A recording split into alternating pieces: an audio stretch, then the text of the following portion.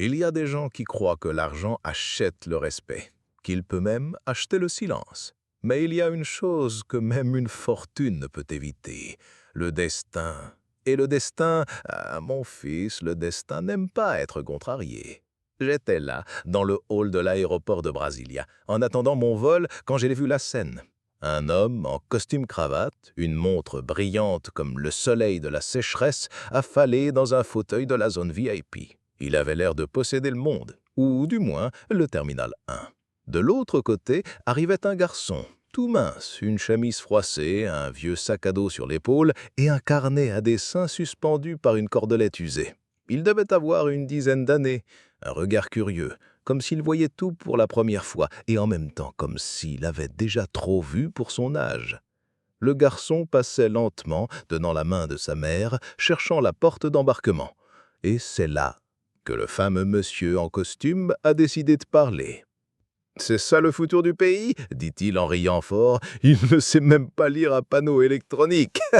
Il est sûrement là juste pour voir un avion de près. » La mère plissa les yeux. Le garçon baissa la tête, mais il ne répondit rien. Il sortit simplement son petit carnet et se mit à gribouiller, là, au beau milieu du hall. Et moi, qui suis vieux mais pas aveugle, j'ai vu que son gribouillage n'était pas n'importe quoi. En moins de 5 minutes, ce garçon avait dessiné avec une précision chirurgicale l'aéroport lui-même. Le vigile à côté l'a remarqué. Il a appelé un employé. Et en quelques minutes, des gens prenaient des photos, filmaient, émerveillés par le talent du garçon. Et le monsieur en costume, il a fait semblant de rien. Mais son visage rouge et la sphère au col ne laissaient aucun doute. Mais la vie adore retourner les choses. 2 heures plus tard, ils étaient dans le même avion. Le garçon et sa mère, assis tout au fond, à l'étroit, et le riche à l'avant en classe affaires avec du vin blanc et une serviette chaude.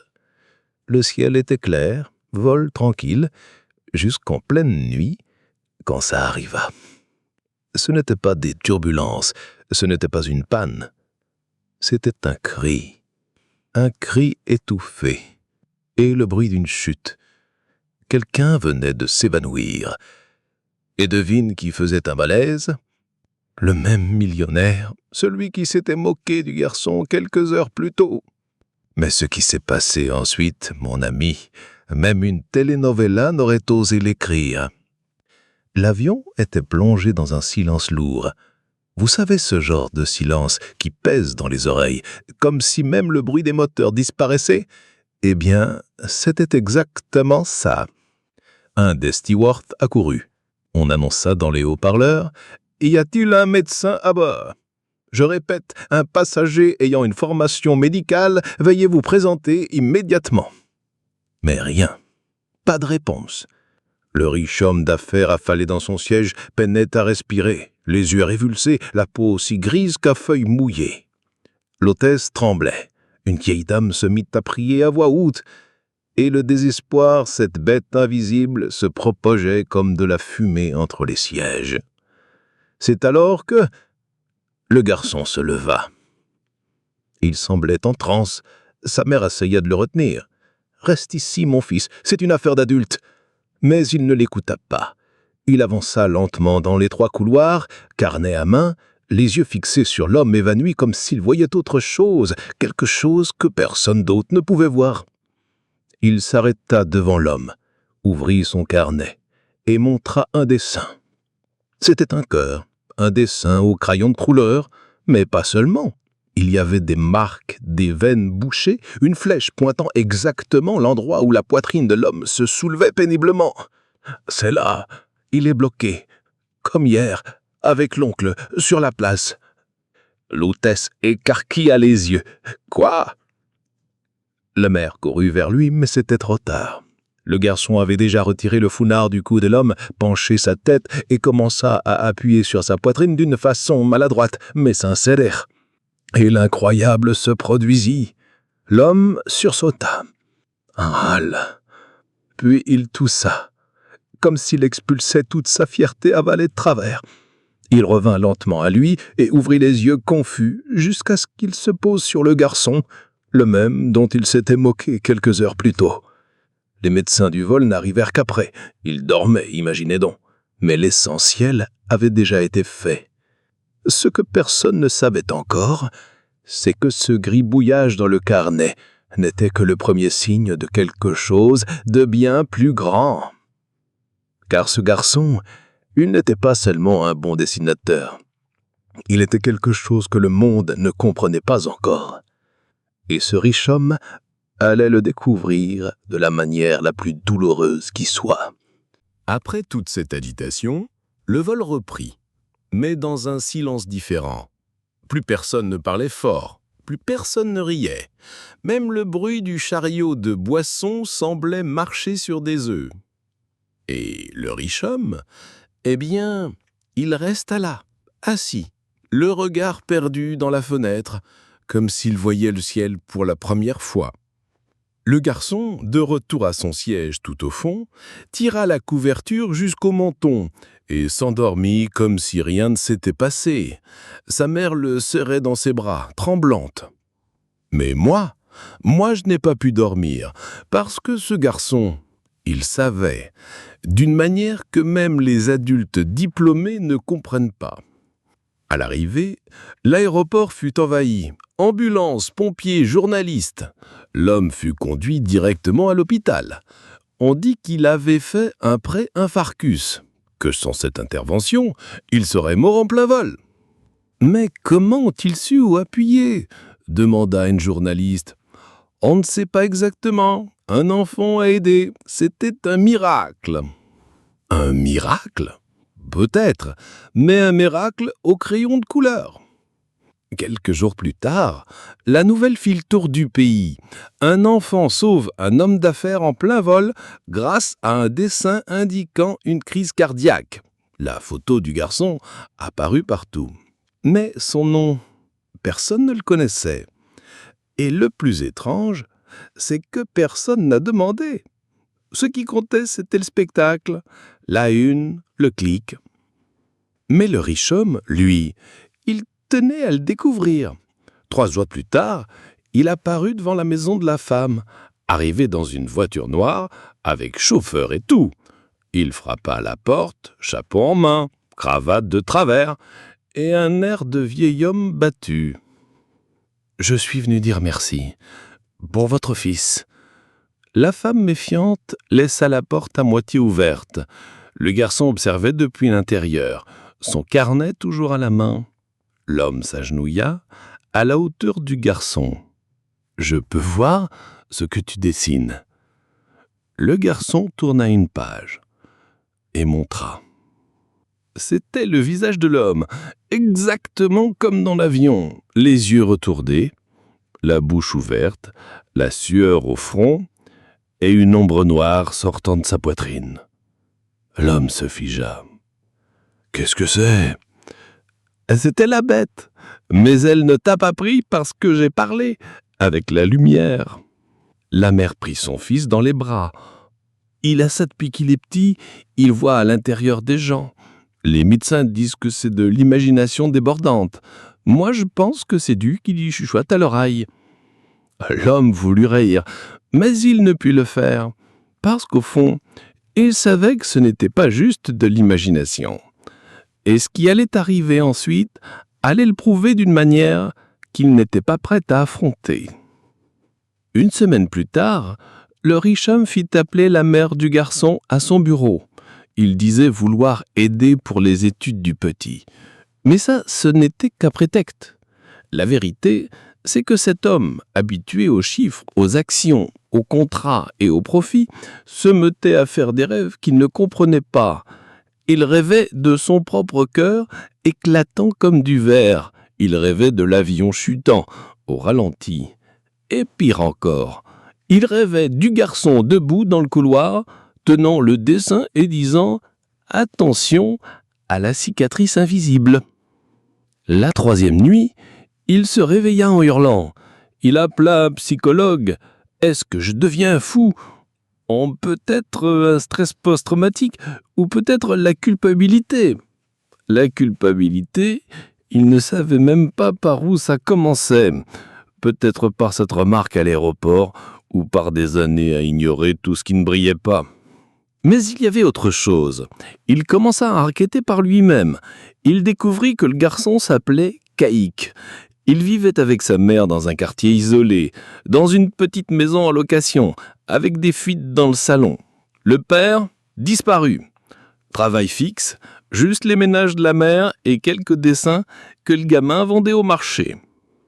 Et là vient le détail que personne n'avait vu, sauf lui.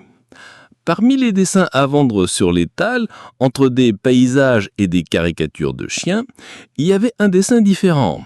Un homme assis dans un fauteuil roulant et derrière lui, une ombre aux yeux rouges et aux dents pointues.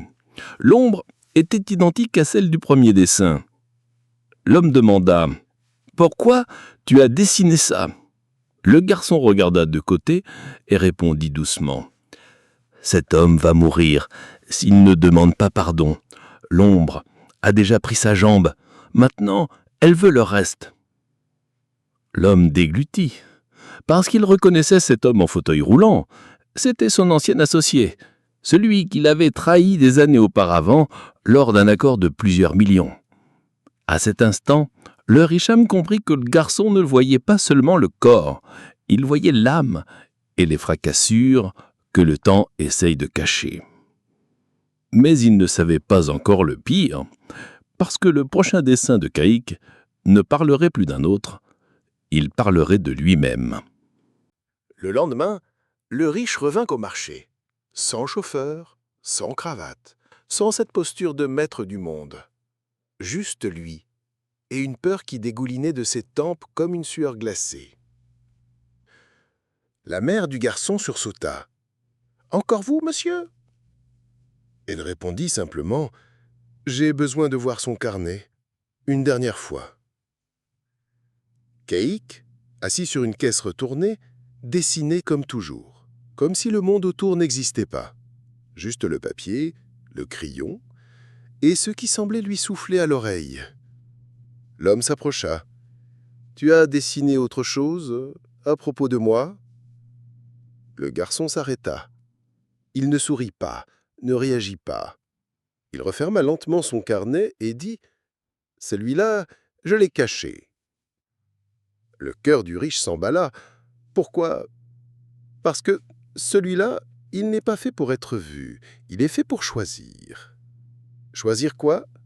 Caïque leva les yeux, comme s'il écoutait une voix que lui seul pouvait entendre.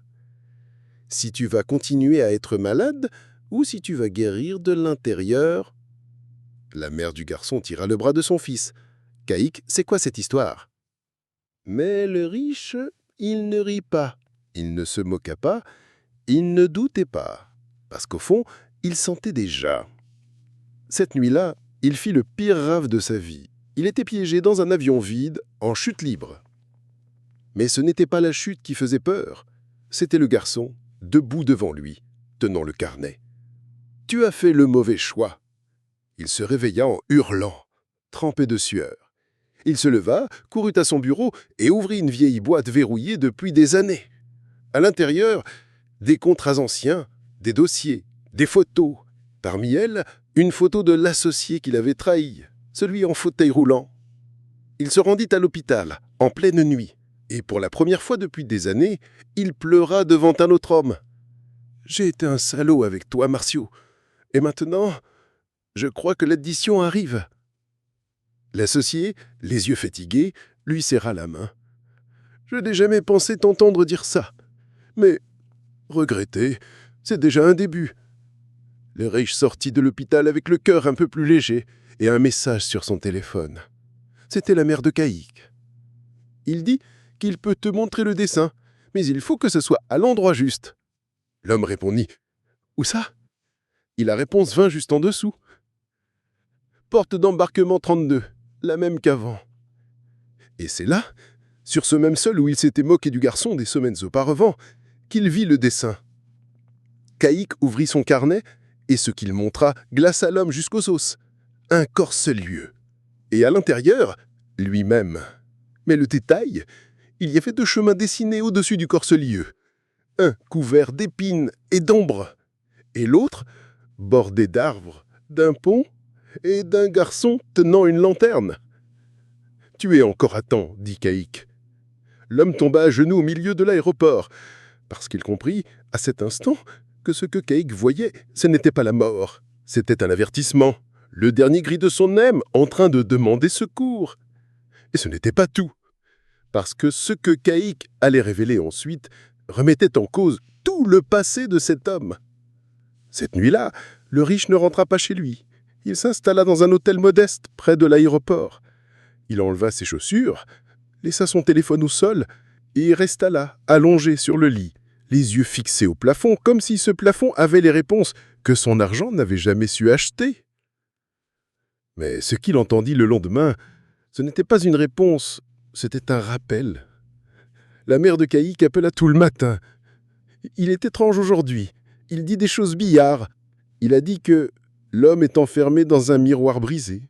Vous savez ce que ça veut dire ?» Le riche resta silencieux, parce qu'il savait, oh, il savait. Il courut vers une armoire cachée dans son bureau. Elle avait un faux fond. À l'intérieur, des choses que personne ne connaissait. Ni les avocats, ni les comptables, ni les maîtresses. Des lettres, des photos, des papiers jaunis.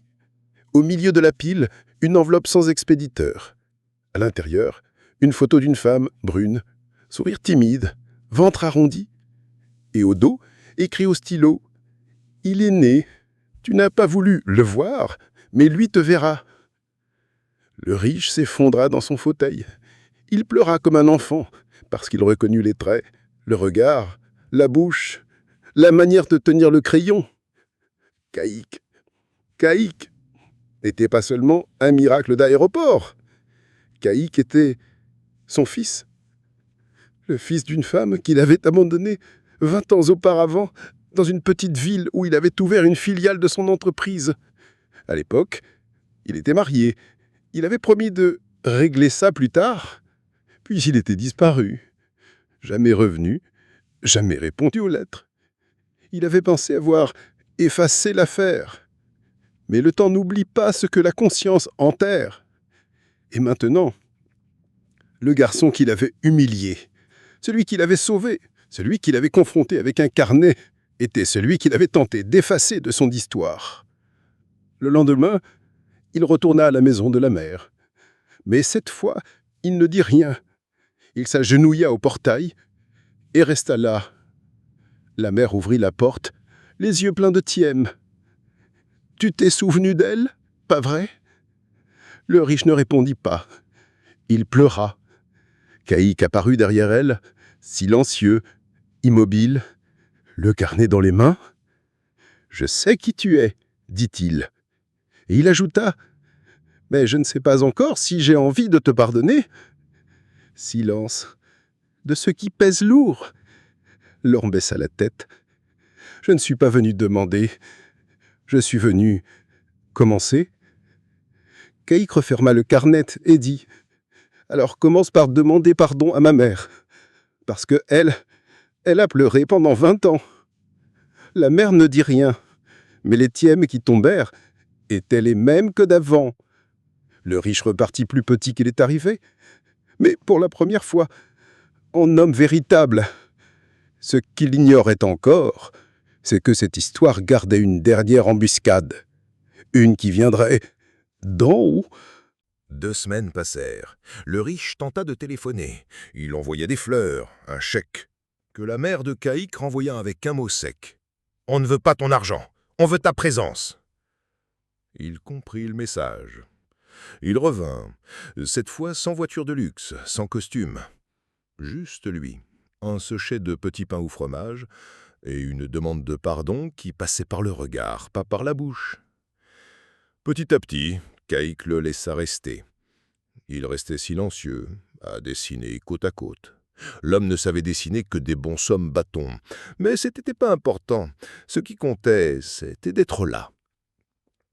Et ce fut un soir, sous un ciel orange qui se répandait sur les toits de la favela, que le garçon s'allongea sur les genoux de sa mère et murmura « Je redeviens faible. » La mère se glaça. « Qu'est-ce que tu veux dire, mon fils ?»« Comme quand j'étais petit, tu te souviens ? quand je voyais des ombres et que je me sentais étourdi. » Elle s'en souvenait de toutes les visites à l'hôpital, des examens qui disaient que tout allait bien, mais de lui réveillé en pleurs, disant que les cœurs des autres faisaient mal en lui. Ils l'emmenèrent à l'hôpital et cette fois, ils trouvèrent un souffle au cœur, un défaut caché depuis la naissance. Et maintenant, avec la croissance, il devenait dangereux. « C'est grave », demanda le riche au médecin. « S'il n'est pas opéré rapidement, oui, son cœur travaille trop. Il peut être opéré. Avec une greffe, peut-être. » Le sol se déroba, la pièce torna, la mère pleurait en silence, l'homme tremblait. Mais Caïque dessinait. Et quand on lui demanda ce qu'il dessinait, il montra 2 cœurs, un petit fissuré et un plus grand avec une cicatrice dorée au milieu. « Celui-là, c'est le mien. Et celui-là, c'est celui du riche, en montrant le riche. » Le médecin ne comprit pas. Mais l'homme, lui, comprit tout. Parce qu'à cet instant, il sut. Il n'y avait pas d'échappatoire. Le garçon qui avait sauvé sa vie avait maintenant besoin qu'il sauve la sienne. Et il n'existait qu'une seule façon de le faire. La nuit tomba lourdement sur l'hôpital. Une de ces nuits qui paraissent plus longues que d'habitude, avec le vent frappant les vitres et la lumière du couloir clignotant comme si le temps hésitait à continuer. Le riche était assis dans la chapelle, seul. Personne d'autre, seulement lui et le bruit de sa propre respiration. Il regardait le crucifix, les yeux pleins de larmes, les mains tremblantes, une question coincée dans la gorge. « C'est comme ça que la vie fait payer ses dettes, Seigneur ?» Le médecin lui avait tout expliqué. Le garçon avait besoin d'une greffe, son cœur était trop faible. Mais ce que personne ne savait, c'est que le riche, des années plus tôt, avait reçu un dispositif cardiaque expérimental lors d'une opération d'urgence. Un pacemaker spécial, importé, connecté directement à son cœur. C'est ce qui l'avait sauvé la vie dans l'avion. Ça, et le garçon. Mais maintenant, pour que Caïque vive, il faudrait qu'il renonce à ce qui le gardait en vie avec confort. « Si on le retire, je peux mourir ?» demanda-t-il. Le médecin hésita. « Ce n'est pas sûr, mais c'est un risque élevé. » L'homme rit. Un rire triste, fatigué, plein d'ironie. « Riche pour mourir confortablement ou vivant pour rester lâche ?» Il quitta la salle sans dire un mot. Il alla directement dans la chambre du garçon. La mère sommelait sur un fauteuil. Caïque dessinait comme toujours. Mais cette fois, il dessinait un lit d'hôpital, avec des câbles et des lumières. L'homme s'assit au dehors du lit. « Hé, champion !» Caïque leva les yeux, avec ce regard qui mélange innocence et sagesse antienne. « Tu viens me dire au revoir ?» Le riche déglutait. « Non, je viens te dire que, s'il y a bien quelqu'un qui mérite ce bon cœur-là, c'est toi. » Et Caïque sourit sans entendre tout. Mais son regard adoucit le cœur de l'homme. Le lendemain, il signa les papiers. Il autorisa le retrait du dispositif, don direct.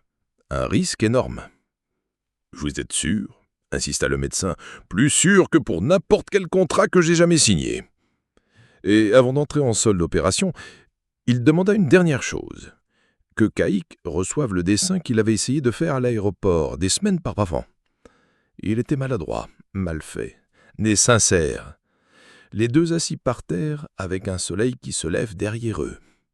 Et en légende, père et fils. L'opération était prévue pour le lendemain matin.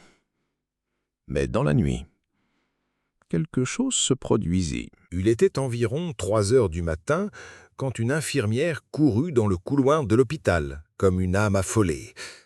Elle entra dans l'USI en criant « Le garçon, il est debout !»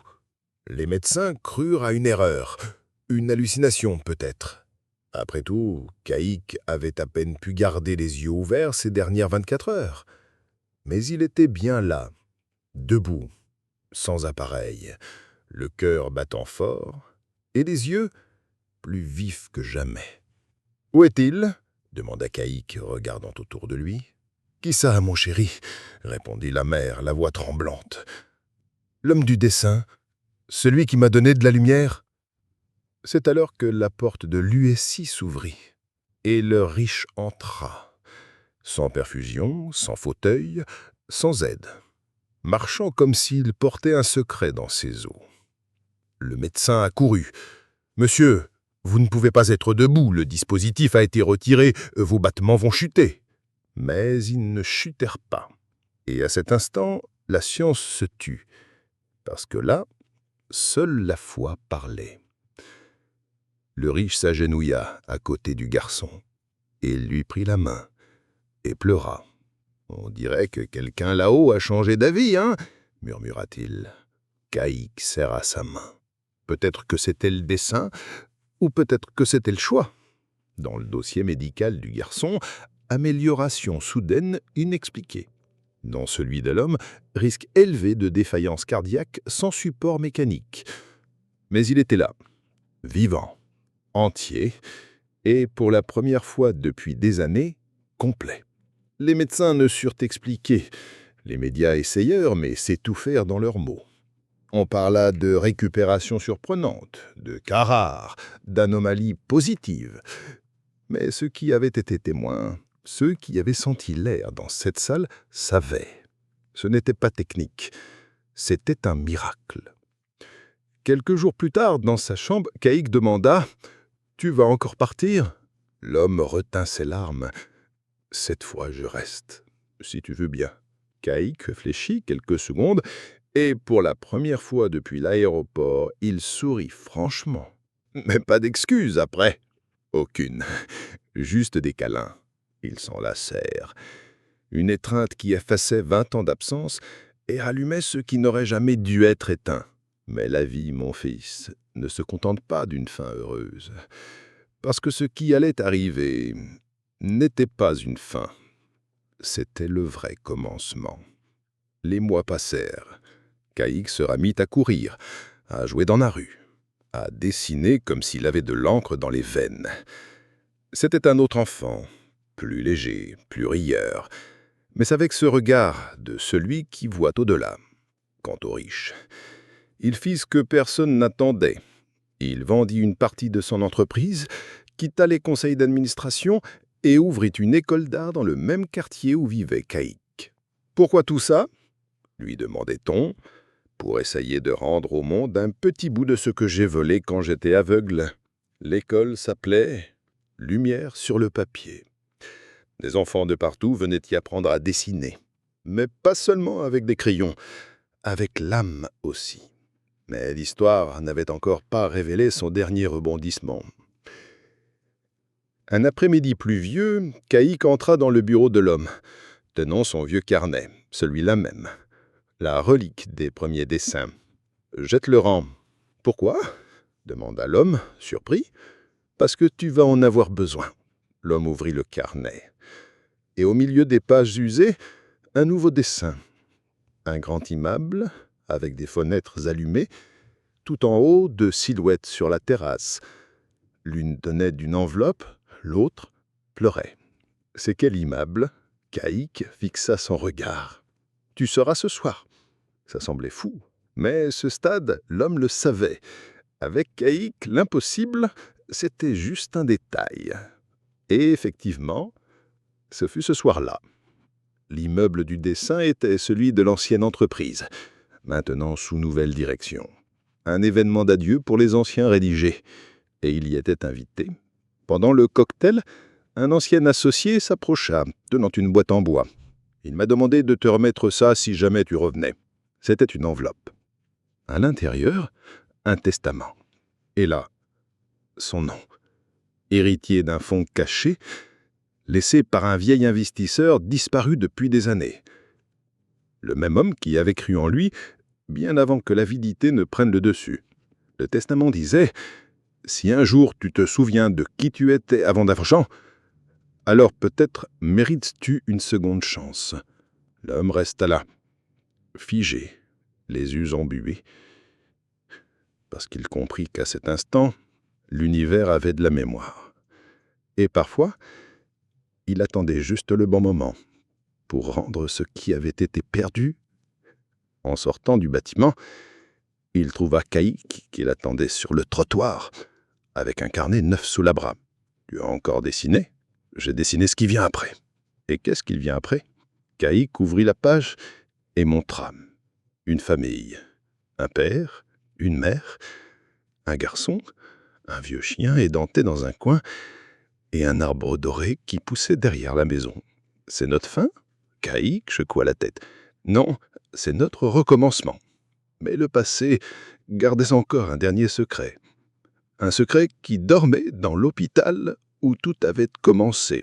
Dans le fond d'une armoire verrouillée, au bout d'un couloir froid de l'hôpital, reposait une chemise rouge couverte de poussière, oubliée parmi de vieux dossiers. Dessus, écrit au stylo, « Caïque dos Santos, confidentiel ». C'est une jeune infirmière, chargée de numériser les anciens dossiers de pédiatrie, qui la trouva. En l'ouvrant, ses yeux s'écarquillèrent. Il n'y avait pas seulement des rapports médicaux, mais aussi des notes manuscrites, certaines écrites par l'ancien directeur de l'hôpital, et plus étrange encore, des lettres échangées entre un médecin français et une institution de neurosciences au Canada. Le sujet ? Un enfant présentant une perception extracognitive. Le patient montre une capacité de représentation visuelle anticipée, possiblement liée à un traumatisme gestationnel ou à un effet post-anomalique. Nous recommandons une étude à long terme. Oui, Caïque. Encore bébé, il avait été soumis à une série de tests, d'examens, silencieux, d'observations, sans réel consentement de la mère. Un projet clinique flirtant avec l'inhumain. Les médecins soupçonnaient quelque chose, mais ils avaient préféré l'étude au signalement. Ils voyaient ce don comme une anomalie. La chemise rouge arriva sur le bureau de la directrice actuelle, qui, troublé, contacta l'ancien responsable médical. Retraité, il vivait désormais dans une ferme, à l'intérieur du pays. Quand elle lui demanda pourquoi les tests avaient été arrêtés, il répondit d'une voix grave « Parce qu'un jour, il m'a dessiné dans un cercueil. » La directrice n'y rit pas, ne posa pas de questions. Elle prit une grande inspiration. « Et que s'est-il passé ensuite ?» Le vieux médecin répondit « Le deuxième jour, j'ai fait un AVC. Je n'ai survécu que parce que ma femme est arrivée à temps. Ce gamin ne se trompe jamais. » La directrice, bouleversée, appela immédiatement Ricardo. « Vous devez voir ça. Il y a des choses qui pourraient tout changer dans ce que vous pensez savoir sur votre fils. » Quelques heures plus tard, il était là, avec la mère de Caïque, assis dans le bureau de l'hôpital, la chemise rouge sur les genoux. Ils lirent tout, chaque ligne, chaque test, chaque image du cerveau de l'enfant en activité, illuminant des zones que, selon les études, seuls les moines activent en méditation profonde. L'homme blêmit. Il voit ce qui va arriver avant ça n'arrive ?» La mère répondit à voix basse. « Pas toujours, seulement quand le cœur des autres l'appelle. » Et c'est alors que Caïque entra dans la pièce. « Vous parlez encore de moi, hein ?» dit-il en souriant. Mais ses yeux étaient humides, comme s'il savait déjà. Le père s'agenouilla devant lui. « Fils, est-ce qu'il y a encore quelque chose que je dois savoir ?» Caïque ouvrait son carnet et montra le nouveau dessin. C'était lui-même, plus vieux, en costume, micro à la main devant une foule immense. « Un jour, je raconterai des histoires. Comme toi, tu as raconté la mienne. Mais avant, il nous reste à affronter la fin de la tienne. » Ricardo déglutit, parce qu'il comprit.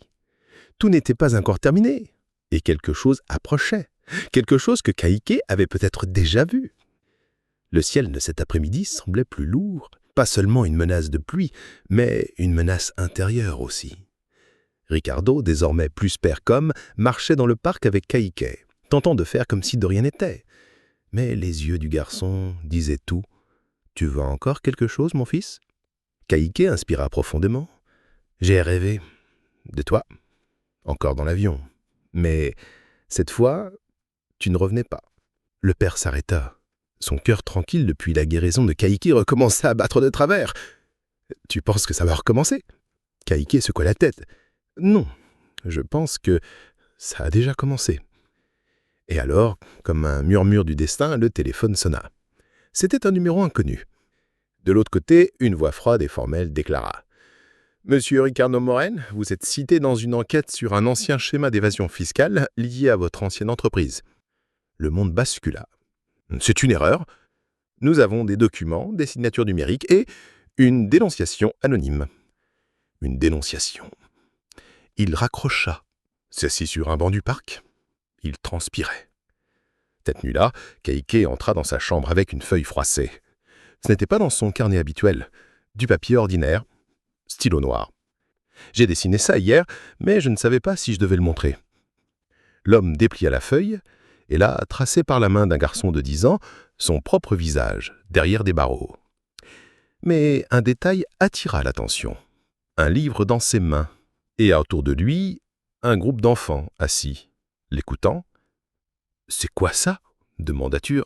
« Tu vas aller en prison ?» dit Kaike sans détour. « Mais tu vas enseigner là-bas, comme tu fais ici. En prison pour quelque chose que je ne sais même pas si j'ai fait. » Kaike haussa les épaules. « Peut-être que tu ne l'as pas fait, mais tu as laissé faire. Tu as dormi debout trop longtemps. » Le père le regarda la gorge nouée. Pour la première fois, il ne craignit pas la prison, il craignait de perdre ce lien avec son fils, de ne pas être là pour le voir grandir, pour l'entendre rêver, pour continuer à dessiner le monde avec lui. Le lendemain, la convocation officielle arriva. Il y avait une date, un cachet, un proie. Il avait deux choix. Fuir, ce qu'il savait faire très bien, ou affronter.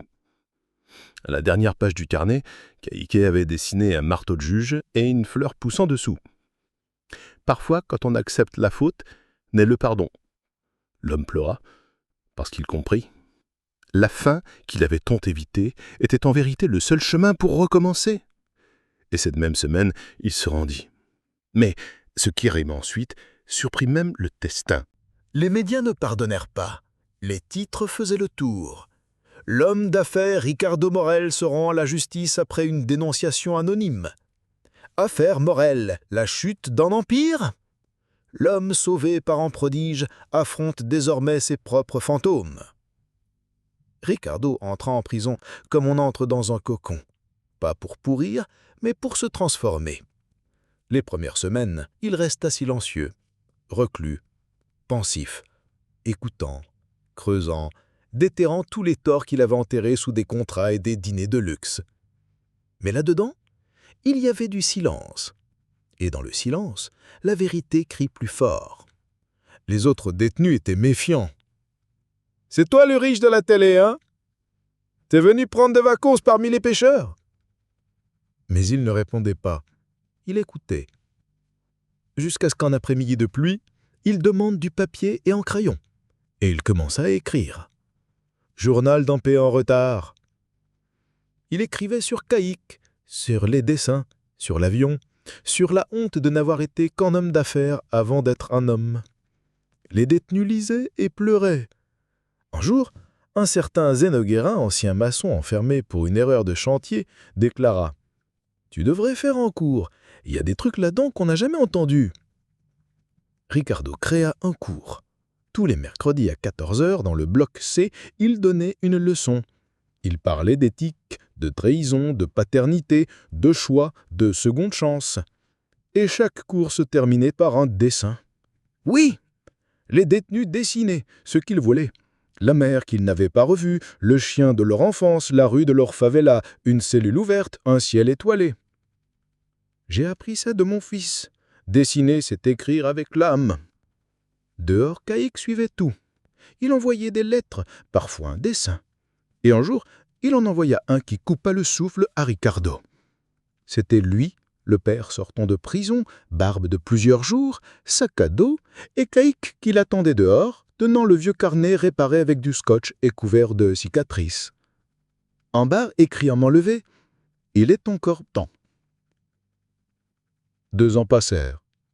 Et un matin de janvier, un officier de justice frappa à la cellule. « Ricardo Morel, votre peine a été révisée. Libération conditionnelle, aujourd'hui. » Donc la prison s'arrêta. Les détenus applaudissaient, criaient. Même le gardien le plus dur lui serra la main. « T'as sauvé plus de gens ici dedans, que là-dedans, Morel !» Dehors, Caïque l'attendait. Et quand il vit son père sortir, il courut vers lui. Mais il ne dit pas « je t'aime » ni « tu m'as manqué ». Il dit juste « dépêche-toi, le cours commence dans 15 minutes ». Ricardo rit, parce qu'il savait, c'était là que la vraie liberté commençait. Mais avant de donner sa première leçon à liberté, il avait encore une dernière chose à faire, une visite à une tombe. Le cimetière se trouvait en haut d'une colline oubliée, où le vent chantait plus fort que les oiseaux et où les noms gravés semblaient réclamer qu'on se souvienne d'eux. Ricardo montait doucement, chaque pas était une mémoire, chaque souffle une prière de courage. Dans les mains, une fleur simple cueillie dans le jardin de la nouvelle école. Dans la poche, soigneusement pliée, le tout premier dessin de Caïque, celui du cœur avec l'ombre. Il s'arrêta devant la pierre tombale. Ana Clara dos Santos, 1987-2006. La femme qui a aimé en silence est partie sans réponse. Elle, la mère biologique de Caïque, la femme qui l'avait fui avant la naissance du garçon, qui avait attendu des lettres qui ne sont jamais venues, qui avait porté en elle la lumière et était morte dans l'ombre. Ricardo tomba à genoux. Il n'avait plus de public, ni de caméra, ni de titre de direction. Juste un homme briseux, devant le nom de celle à qui il avait tout. « Anna, j'ai hâté trop tard. Je t'ai abandonné. Lui aussi. La vérité, j'ai cru pouvoir enterrer ça sous des contrats, des vignes de luxe et des vols. Mais la vie m'a attaché à mes fautes, jusqu'à ce que j'apprenne à pardonner par la bouche et non avec le portefeuille. » Les larmes sont tombées sur la terre. Le vent se leva, et à ce moment, il ressentit quelque chose qu'il ne pourrait jamais expliquer, comme si elle écoutait. Notre fils est un miracle, un ange avec le pied dans la boue. Il m'a appris à vivre sans même savoir ce qu'est un tableau Excel. Il a dessiné en chemin quand moi je ne voyais que des murs. Il enterra le dessin avec la fleur. Je ne veux plus cacher qui j'étais, mais je veux être meilleur dans ce que je veux devenir. De loin, Caïque observait. Il ne disait rien, juste debout, soleil dans le dôme, carnet nouveau sous le bras. Sur le chemin de retour, il marchait en silence. Le garçon s'arrêta soudain. « Tu crois qu'elle a pardonné ?» Le père inspira profondément. « Je pense que oui, parce que, dans mon rêve l'autre nuit, elle souriait. » Caïque regardait l'horizon. « Alors maintenant, on peut commencer le dernier chapitre ?» Le père s'agenouilla sur la terre battue, et les yeux pleins de vérité, il dit « Fils, avec toi, chaque jour est un recommencement. » Mais le dernier chapitre réservait encore une dernière leçon. 2 ans après la libération conditionnelle, l'aéroport devint à nouveau une scène. Même hall, même porte, même odeur de vieux café et de hâte dans les yeux de ceux qui courent entre les panneaux. Mais cette fois, tout était différent. Sur l'écran géant, une bannière. Exposition « Les ailes de Caïque », le garçon qui dessinait l'invisible. Ricardo Morel, désormais barbe grise et t-shirt simple, accrochait les tableaux sur les murs de verre, le sourire humble. Il était le commissaire de l'événement, mais le nom qui brillait n'était pas le sien. C'était celui de son fils. Des centaines de personnes passaient par là, des voyageurs, des curieux, des enfants en sortie scolaire, des vieux avec les larmes aux yeux. Les dessins de Caïque étaient répartis dans tout le terminal. Chaque tableau avait une légende écrite par Ricardo. Des titres comme « L'ombre qui a guéri »,« Le cœur devenu pont »,« Le père né après le fils » et « Ana Clara, ma mère qui me regarde d'en haut ». Et au centre, le dessin le plus célèbre, celui de l'avion, avec l'homme en train de suffoquer et le garçon, carnet en main, tenant une lanterne de lumière dorée. Le public s'arrêtait, prenait des photos, pleurait, se taisait. Une journaliste s'approcha. « Ricardo, Que signifie être le père d'un enfant si spécial? Il sourit, regarda le garçon qui signait des catalogues avec un crayon de couleur derrière l'oreille. C'est comme être élève chaque jour. Il m'apprend que le monde n'est pas ce qu'on voit, c'est ce qu'on ressent, et surtout ce qu'on choisit de faire avec ce qu'on ressent. La journaliste hésita. Et vous, avez-vous encore peur de l'avion? Ricardo rit, un rire mêlé d'ironie et de tendresse. Aujourd'hui, ce que je crains, c'est de vivre sans écouter ce que l'âme veut dire.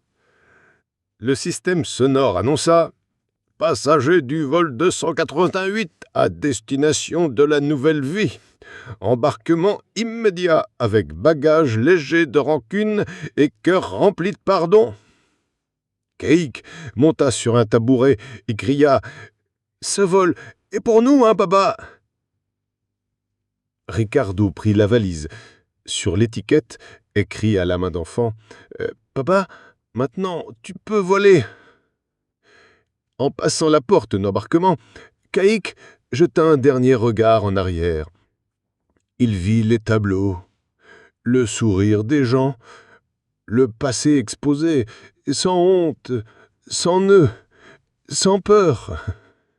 Et il murmura doucement « Il y a des choses que seul le ciel peut expliquer. » Ricardo acquiesça, mais c'est sur terre qu'on les répare.